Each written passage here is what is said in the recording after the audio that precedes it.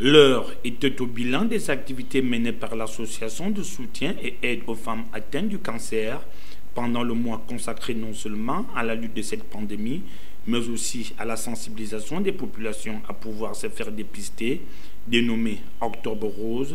La SAFAC, emmenée par la présidente fondatrice, a initié une caravane de sensibilisation dans plusieurs endroits de la commune d'Ovendo, avec bien évidemment l'appui des bénévoles de l'agence de communication Orbélia.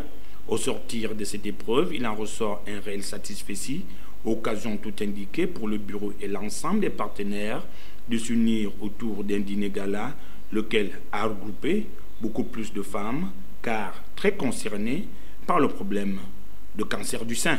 En effet, on sait que quand un cancer est découvert tôt, les chances de rémission sont très grandes. Parce qu'en cancérologie, on ne dit pas guérison, mais on dit rémission clinique. C'est quasiment la même chose. Je voulais souligner un autre point qui concerne les affections de longue durée. Savoir que le cancer est une affection de longue durée, donc une affection chronique, et savoir que le traitement et le suivi du cancer nous impose à nous tous qui œuvrons pour les patients touchés par le cancer, nous impose de développer une médecine nouvelle. Je cite le professeur André Grimaldi de la Pitié-Salpêtrière des hôpitaux de l'assistance publique de Paris, qui disait qu'en fait, aujourd'hui, le médecin doit avoir une approche de médecine intégrée, préventive, personnalisée et coordonnée.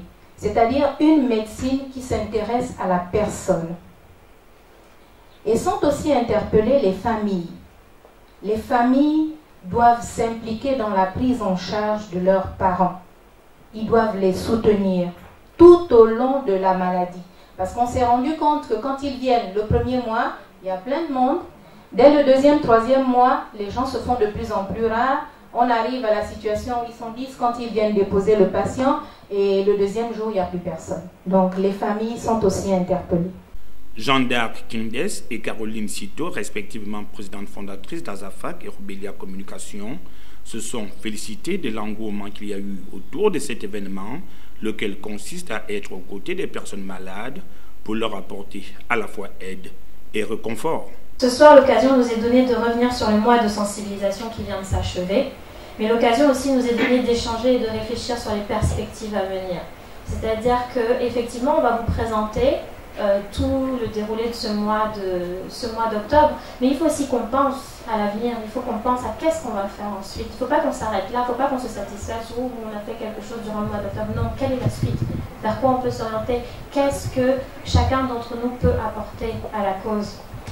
C'est simplement offrir le A comme amour, amour envers son prochain, estime de soi également, surtout pour ces femmes malades.